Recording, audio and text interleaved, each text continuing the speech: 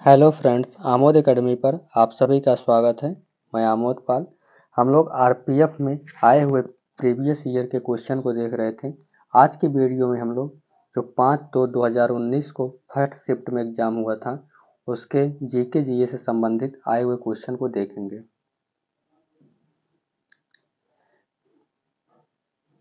पहला प्रश्न है, माओरी लोग निम्नलिखित में से किस देश से हैं? Option A Chile, option B Mexico, option C New Zealand, option D दक्षिण अफ्रीका। इसका सही ऑप्शन हो जाएगा सी न्यूजीलैंड। यानी माओरी लोग न्यूजीलैंड के प्रमुख निवासी हैं। ये अपने अद्वितीय टैटू के लिए प्रसिद्ध हैं। ये वर्तमान में न्यूजीलैंड की आबादी का लगभग 15% हिस्सा है। यह न्यूजीलैंड का दूसरा सबसे बड़ा जाति समूह है। अगला क्वेश्चन है, भारत छोड़ो आंदोलन के दौरान गांधी जी ने करो या मरो का नारा किस स्थान पर दिया था? Option A Bombay, option B Kolkata, option C Lahore, option D Delhi. इसकी सही ऑप्शन हो जाएगा ऑप्शन ए बॉम्बे। यानी बम्बई के ग्वालियर टैंक मैदान में भारत छोड़ो आंदोलन की शुरुआत के समय महात्मा गांधी ने अपने भाषण में करो या मरो का नारा दिया था। भारत छोड़ो आंदोलन की शुरुआत 8 अगस्त 1942 को हुई थी। आंदोलन की शुरुआत के बाद महात्मा गांधी को गिरफ्तार कर लिया गया था। अगला प्रश्न है, भारतीय राष्ट्रीय कांग्रेस का प्रथम अधिवेशन कब आयोजित किया गया था? ऑप्शन है A 1858, option B 1916, option C 1905, option D 1885। इसका सही ऑप्शन हो जाएगा डी 1885। यानी भारतीय राष्ट्रीय कांग्रेस का प्रथम अधिवेशन 1885 में व्योमेश चंद्र बनर्जी की अध्यक्षता में बम्बई के ग्वालियर टैंक स्थित गोकुल दास तेजपाल संस्कृत कॉलेज में हुआ था। इस अधिवेशन में 72 प्रतिनिधियों ने भाग लिया था।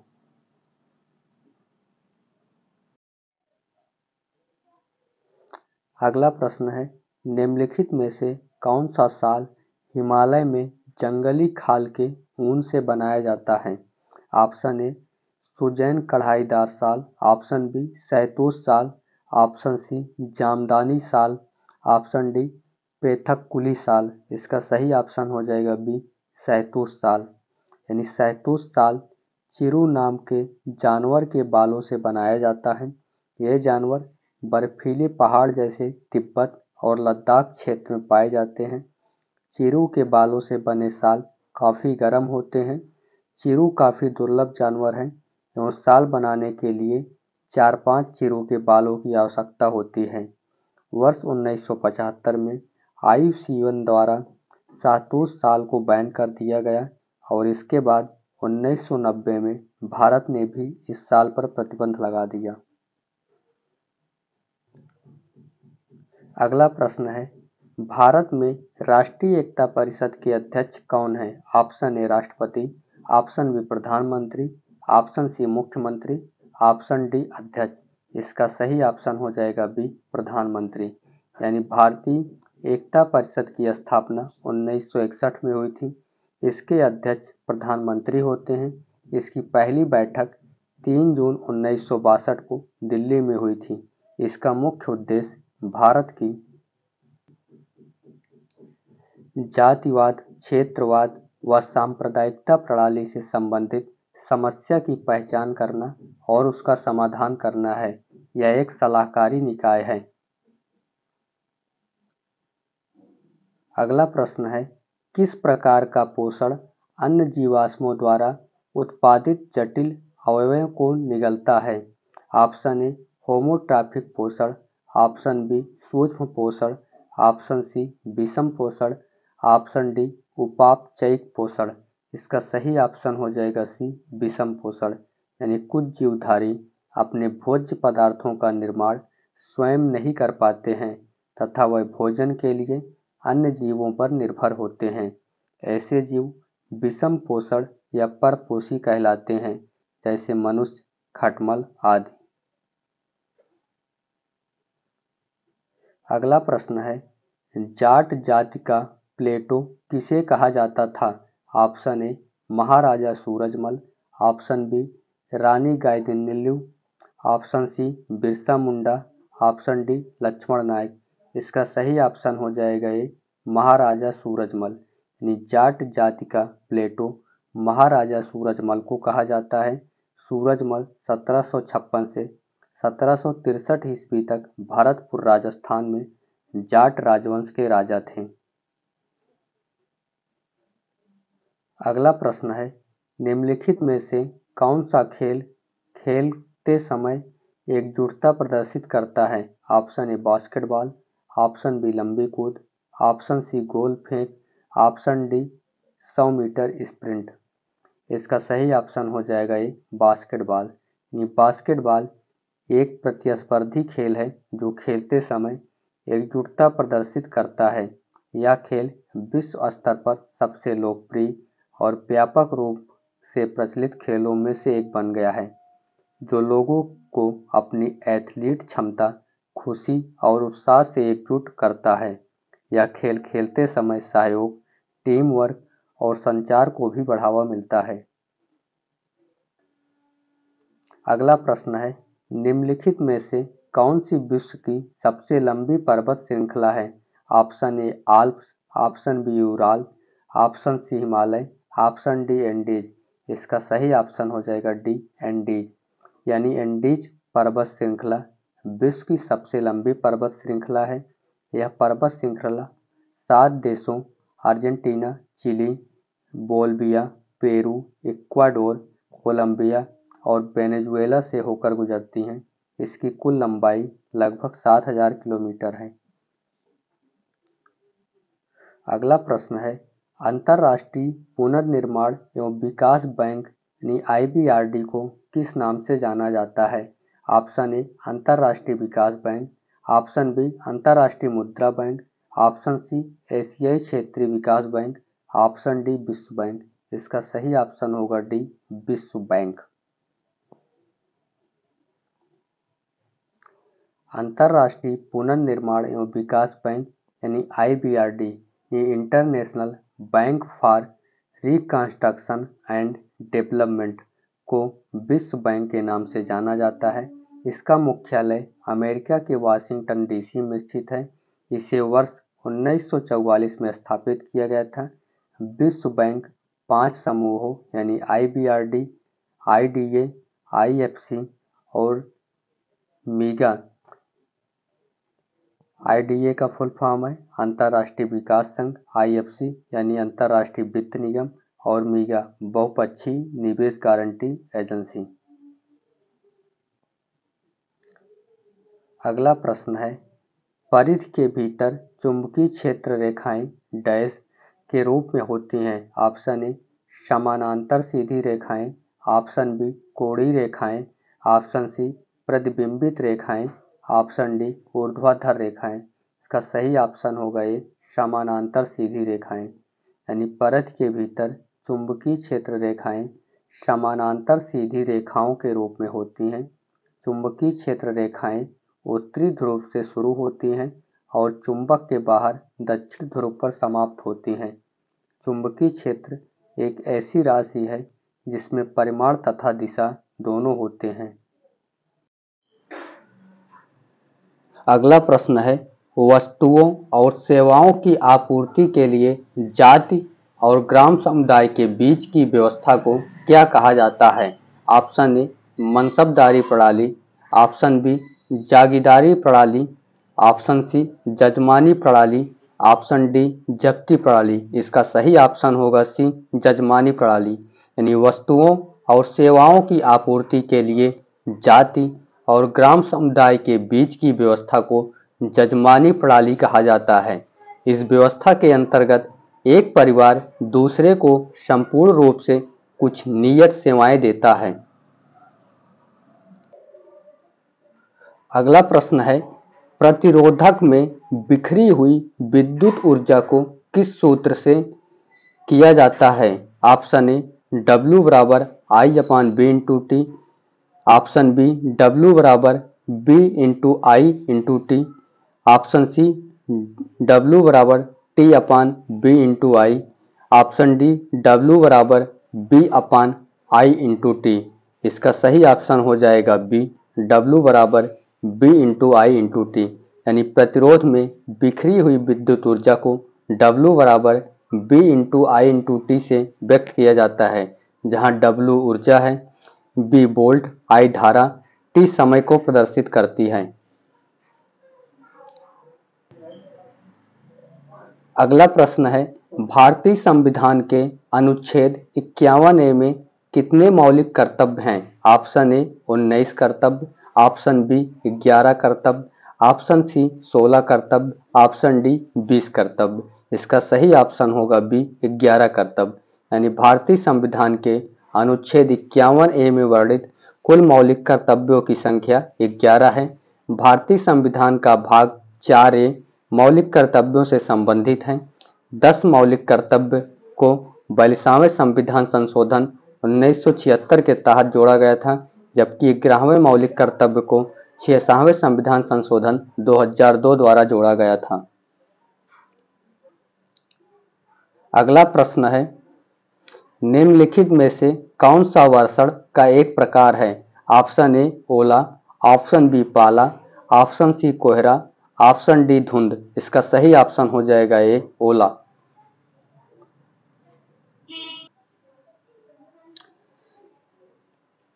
ओला वर्षण का एक प्रकार है, जबकि अन्य पाला, कोहरा, धुंध या शीत ऋतु में घटित होता है। बारिश, हिमपात भी वर्षण के एक प्रकार हैं। अगला प्रश्न है, कोशिकीय श्वसन के दौरान निकलने वाले संश्लेषित अणु को क्या कहा जाता है? ऑप्शन ए ऊर्जा, ऑप्शन बी पट्टिकाड़, option C ATP, option D glucose. इसका सही ऑप्शन होगा सी एटीपी। यानी कोशिकीय श्वसन के दौरान निकलने वाले संश्लेषित अणु को एटीपी कहा जाता है। एटीपी का फुल फॉर्म है एडेनोसिन ट्राइफॉस्फेट है। यह एक न्यूक्लियोटाइड है जो जीवित कोशिकाओं में क्रियाओं को चलाने व समर्थ करने के लिए ऊर्जा प्रदान करता है। अगला प्रश्न है, 1946 में गठित अंतरिम सरकार के रक्षा मंत्री कौन थे? Option A Jogendra Nath Mandal, option B Sardar Baldev Singh, option C Jagjivan Ram, option D Jawaharlal Nehru. इसका सही ऑप्शन होगा बी सरदार बलदेव सिंह। यानी 1946 में गठित अंतरिम सरकार के रक्षा मंत्री सरदार बलदेव सिंह थे। अंतरिम सरकार का गठन 2 सितंबर 1946 को किया गया था, जो 15 अगस्त 1947 को नई सरकार स्थापित होने तक अंतरिम सरकार कार्य करती रही। अगला प्रश्न है, प्रायद्वीपीय भारत में निम्नलिखित में से किस नदी का बेसिन क्षेत्र सबसे बड़ा है? Option A Godavari, option B Kaveri, option C Narmada, option D Mahi. इसका सही ऑप्शन हो जाएगा ए गोदावरी। यानी प्रायद्वीपीय भारत में गोदावरी नदी का बेसिन क्षेत्र सबसे बड़ा है। इसका बेसिन क्षेत्र 312,817 वर्ग किलोमीटर है तथा लंबाई 1465 किलोमीटर है। यह प्रायद्वीप भारत की सबसे लंबी नदी है। इसे दक्षिण भारत की सबसे लंबी नदी है। इसे वृद्ध गंगा या बूढ़ी गंगा व दक्षिण गंगा के नाम से भी जाना जाता है। अगला प्रश्न है, पेट्रोलियम के कच्चे माल का उपयोग करके सभी सिंथेटिक फाइबर विभिन्न प्रक्रियाओं द्वारा तैयार किए जाते हैं, उन्हें डैश कहते हैं। Option A CNG petroleum, option B आदर्श रसायन, option C poly petroleum, option D petrochemicals. इसका सही ऑप्शन हो जाएगा डी पेट्रोकेमिकल्स। यानी पेट्रोलियम के कच्चे माल का उपयोग करके सभी सिंथेटिक फाइबर विभिन्न प्रक्रियाओं द्वारा तैयार किए जाते हैं, उन्हें पेट्रोकेमिकल्स कहते हैं। पेट्रोकेमिकल्स पेट्रोलियम से प्राप्त रासायनिक उत्पाद हैं, जिसका उपयोग डिटर्जेंट फाइबर यानी पॉलीएस्टर, नायलॉन और एक्रेलिक और पॉलीथीन और अन्य मानव निर्मित प्लास्टिक के निर्माण में किया जाता है। अगला प्रश्न है, भारत में श्वेत क्रांति के जनक कौन थे? Option A Sreedharan, option B Verghese Kurien, option C Chidambaram Subramaniam, option D MS Swaminathan. तो इसका सही ऑप्शन हो जाएगा बी वर्गीज कुरियन। यानी भारत में श्वेत क्रांति के जनक वर्गीज कुरियन थे। भारत में 1970 में श्वेत क्रांति की शुरुआत हुई, जो सबसे बड़े डेयरी विकास आंदोलनों में से एक थी।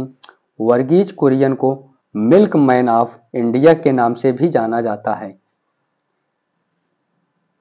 अगला प्रश्न है, ब्रिटिश भारत में थियोसोफिकल सोसाइटी का मुख्यालय कहाँ स्थित है? Option A Bombay, option B Delhi, option C Madras, option D Kolkata. इसका सही ऑप्शन होगा सी मद्रास।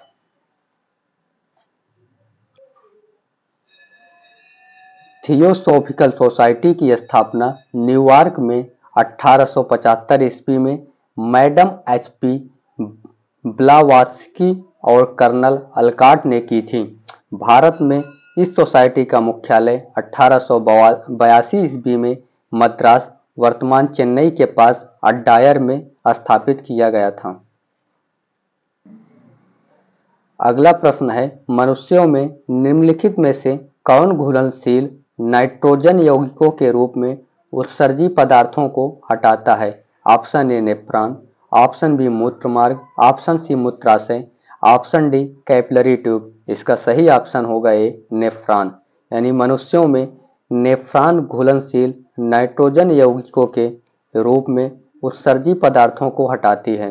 ब्रिक सेम के बीज की आकृति के गहरे भूरे लाल रंग के होते हैं तथा ये अंतिम वच्छी और तीसरी कटी कशेरुका के समीप उदर गुहा के आंतरिक पृष्ठ सतह पर स्थित होते हैं। अगला प्रश्न है, अल्पसंख्यकों की सुरक्षा से संबंधित भारतीय संविधान का कौन सा अनुच्छेद है? ऑप्शन ए अनुच्छेद 26, ऑप्शन बी अनुच्छेद 29, ऑप्शन सी अनुच्छेद 24, ऑप्शन डी अनुच्छेद 17। इसका सही ऑप्शन होगा बी अनुच्छेद 29। यानी भारतीय संविधान का अनुच्छेद 29 अल्पसंख्यकों की सुरक्षा से संबंधित है, जबकि अनुच्छेद 17 अस्पृश्यता से संबंधित है। अनुच्छेद 24 जो है परिसंकटमय कार्यों में 14 वर्ष से कम उम्र के बच्चों पर रोक लगाता है और अनुच्छेद 26 धार्मिक कार्यों के प्रबंध की स्वतंत्रता प्रदान करता है। अगला प्रश्न है, जल में घुलनशील क्षार को क्या कहते हैं? Option A alcohol, option B E3, option C अम्ल, ऑप्शन डी क्षार। इसका सही ऑप्शन होगा डी क्षार। यानी जल में घुलनशील क्षार यानी बेस को क्षार या भस्म कहा जाता है। इसका pH मान 7 से अधिक होता है, जबकि अम्ल का pH मान 7 से कम होता है। जो क्षार जो है यह लाल लिटमस पेपर का रंग बदलकर नीला कर देता है। अगला प्रश्न है, उस पुर्तगाली खोजकर्ता का नाम क्या था जिसने 1498 में यूरोप से भारत के नए समुद्री मार्ग की खोज की थी? Option A Columbus, option B Francisco de Almeida, option C Francis de Albuquerque, option D Vasco da Gama. इसका सही ऑप्शन होगा डी वास्को डी गामा। यानी पुर्तगाली यात्री वास्को डी गामा ने 1498 ईस्वी में यूरोप से भारत के नए समुद्री मार्ग की खोज की। यह 20 मई 1498 को केरल के कोझिकोड जिले के कालीकट पहुंचा था, जहां इसका स्वागत जामोरिन नामक शासक ने किया था। अगला प्रश्न है, युद्ध, बाहरी हमले या सशस्त्र विद्रोह के कारण किसी देश में घोषित आपातकाल को क्या कहते हैं? ऑप्शन ए राज्य आपातकाल, ऑप्शन बी आंतरिक आपातकाल, ऑप्शन सी वित्तीय आपातकाल, ऑप्शन डी राष्ट्रीय आपातकाल। इसका सही ऑप्शन होगा डी राष्ट्रीय आपातकाल। यानी युद्ध, बाहरी हमले या सशस्त्र विद्रोह के कारण किसी देश में घोषित आपातकाल को राष्ट्रीय आपातकाल के नाम से जाना जाता है। भारतीय संविधान में आपात उपबंधों को 3 भागों में बांटा गया है। अनुच्छेद 352 राष्ट्रीय आपातकाल, अनुच्छेद 356 राष्ट्रपति शासन, अनुच्छेद 360 वित्तीय आपातकाल। अगला प्रश्न है, निम्नलिखित में से किसे भारतीय अर्थव्यवस्था का निर्माता कहा जाता है? Option A Manmohan Singh, option B Amartya Sen, option C Narasimha Rao, option D Mahalanobis. इसका सही ऑप्शन होगा डी महालनोबिस। यानी मोचकुंडम विश्वेश्वरैया को भारतीय अर्थव्यवस्था का निर्माता कहा जाता है। उन्हें भारत में आर्थिक नियोजन के शुरुआती अधिवक्ता निर्माणकर्ता के रूप में व्यापक मान्यता प्राप्त है। इन्होंने 1934 में प्लान्ड इकोनॉमी इन इंडिया नामक पुस्तक लिखी तथा अगले 10 वर्षों में भारत के विकास का रचनात्मक मॉडल प्रस्तुत किया।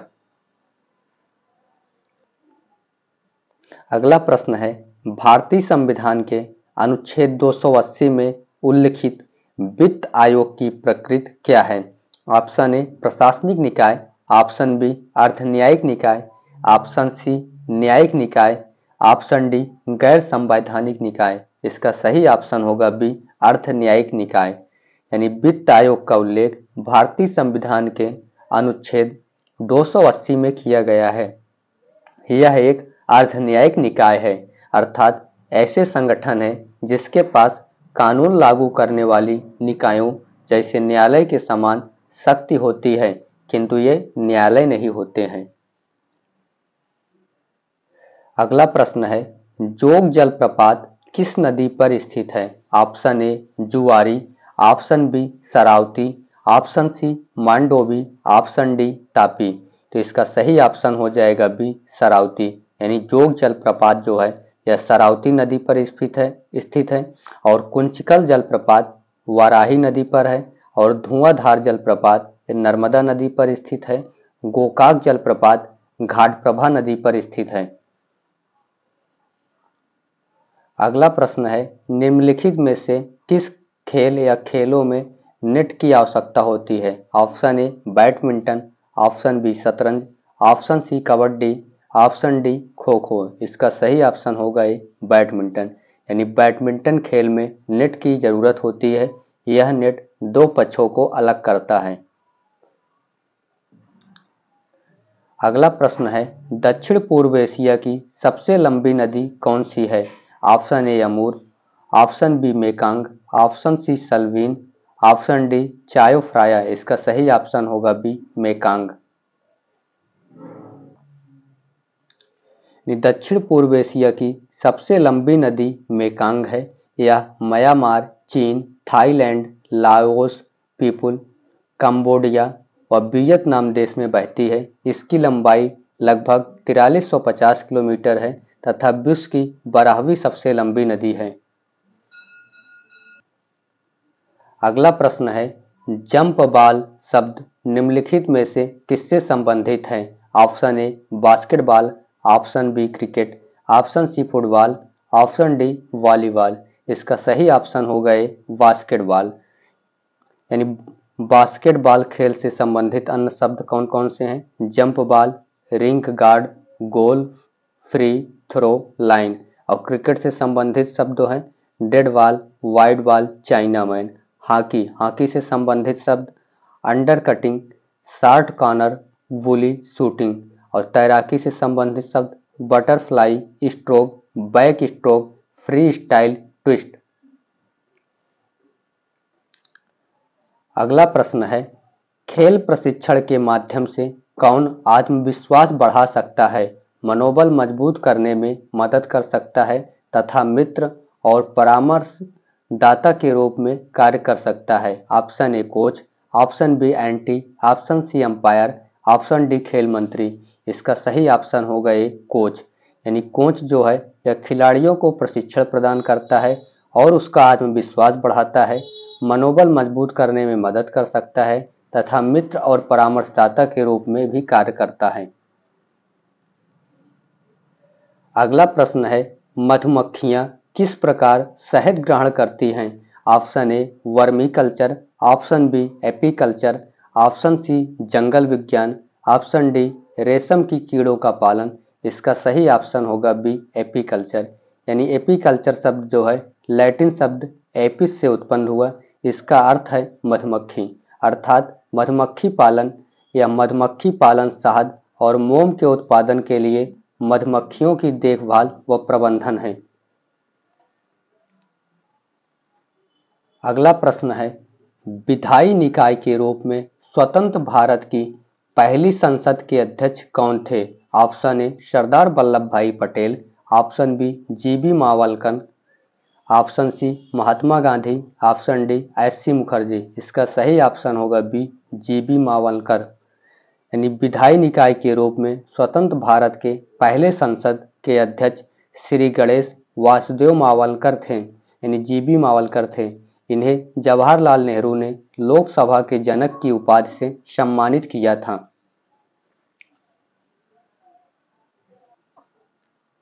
अगला प्रश्न है, उर्दू में तलाक शब्द का क्या अर्थ है? ऑप्शन ए ग्राम प्रधान, ऑप्शन बी विवाह विच्छेद, ऑप्शन सी राजस्व निपटान, ऑप्शन डी न्यायिक अधिकारी। इसका सही ऑप्शन होगा बी विवाह विच्छेद। यानी उर्दू में तलाक शब्द का अर्थ है विवाह विच्छेद है। यह अरबी भाषा का शब्द है। अगला प्रश्न है, भारत के किस राज्य में अफ्तानी जनजाति निवास करती है? Option A Lakshadweep, option B Andaman द्वीप समूह, option C Arunachal Pradesh, option D Jammu और कश्मीर। इसका सही ऑप्शन होगा सी अरुणाचल प्रदेश। भारत के अरुणाचल प्रदेश राज्य में अफ्तानी जनजाति निवास करती है। 1793 ईस्वी में बंगाल और बिहार में अस्थायी बंदोबस्त की शुरुआत किसने की थी? Option A Lord Cornwallis, option B Lord Dalhousie, option C Warren Hasting, option D Lord Canning. इसका सही ऑप्शन होगा ए लॉर्ड कॉर्नवालिस। यानी 22 मार्च 1973 में बंगाल और बिहार में अस्थायी बंदोबस्त की शुरुआत लॉर्ड कॉर्नवालिस ने की थी। लॉर्ड कॉर्नवालिस को भारत में सिविल सेवा के जनक के रूप में जाना जाता है। अस्थायी बंदोबस्त इजारेदारी व्यवस्था के दोषों को दूर करने के उद्देश्य से आरंभ किया गया था। अगला प्रश्न है, कौन सा शब्द श्वेत प्रकाश के उसके घटक रंगों में विखंडन का वर्णन करता है? ऑप्शन ए अपवर्तन, ऑप्शन बी प्रतिबिंब, ऑप्शन सी अपवर्तक सूचकांक, ऑप्शन डी प्रकीर्णन। इसका सही ऑप्शन होगा डी प्रकीर्णन। यानी श्वेत प्रकाश का उसके घटक रंगों यानी 7 रंगों में विभाजित हो जाना प्रकाश का प्रकीर्णन या फैलाव कहलाता है। उदाहरण से प्रिज्म के माध्यम से प्रकाश का 7 रंगों में विभक्त हो जाना। अगला प्रश्न है, भारतीय संसद ने औद्योगिक नीति या प्रस्ताव किस वर्ष अपनाया था? Option A 1946, option B 1956, option C 1936, option D 1966, यानी ऑप्शन बी 1956। यानी भारतीय संसद ने औद्योगिक नीति प्रस्ताव वर्ष 1956 ईस्वी में अपनाया था। यह देश की प्रथम औद्योगिक नीति वर्ष 1948 में घोषित की गई थी। औद्योगिक नीति किसी भी राष्ट्र के उद्योगों व उसके साथ जुड़े हुए क्षेत्रों का सर्वांगीण विकास व नियोजन करने में सहायक होती हैं। अगला प्रश्न है, भारत में नई आर्थिक नीति कब शुरू की गई? Option A 1989, option B 1981, option C 1979, option D 1991। इसका सही ऑप्शन होगा डी 1991। यानी नई आर्थिक नीति का अर्थ देश की कमजोर अर्थव्यवस्था एवं औद्योगिक विकास की धीमी दर के कारण सरकार द्वारा जुलाई 1991 में अपनाई गई नीति से है।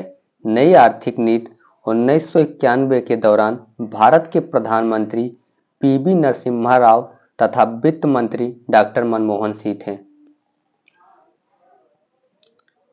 अगला प्रश्न है, जब वसा और तेल ऑक्सीकृत होते हैं तो वह डैश बन जाते हैं और उनकी गंध और स्वाद बदल जाते हैं। ऑप्शन ए असंतुलित, ऑप्शन बी संतुलित, ऑप्शन सी दुर्गंध युक्त, ऑप्शन डी क्षारीय। इसका सही ऑप्शन होगा सी दुर्गंध युक्त। यानी जब वसा और तेल ऑक्सीकृत होते हैं तो वह दुर्गंध युक्त बन जाते हैं और उनकी महक और स्वाद दोनों परिवर्तित हो जाते हैं। अगला प्रश्न है, राज्यसभा द्वारा धन विधेयक पारित करने की अधिकतम अवधि क्या है? ऑप्शन ए 30 दिन, ऑप्शन बी 14 दिन, ऑप्शन सी 7 दिन, ऑप्शन डी 60 दिन। इसका सही ऑप्शन होगा बी 14 दिन। राज्यसभा लोकसभा द्वारा प्रेषित धन विधेयक को अधिकतम 14 दिनों तक रोक सकती है। कोई भी विधेयक धन विधेयक है या नहीं, इसका निर्णय लोकसभा अध्यक्ष करता है। भारतीय संविधान के अनुच्छेद 110 में धन विधेयक से संबंधित है। अगला प्रश्न है, प्राचीन भारत में कुश्ती को सर्वाधिक प्रसिद्ध रूप से डैश के नाम से जाना जाता है। ऑप्शन ए डांड, ऑप्शन बी मल्लयुद्ध, ऑप्शन सी कुश्ती, ऑप्शन डी बाल युद्ध। इसका सही ऑप्शन होगा बी मल्लयुद्ध। यानी प्राचीन भारत में कुश्ती को मल्लयुद्ध यानी मल्ल क्रीड़ा के नाम से जाना जाता था। कुश्ती भारत में प्राचीन काल से ही प्रसिद्ध है। यह मुख्य रूप से शारीरिक रूप से स्वस्थ रहने का व्यायाम है।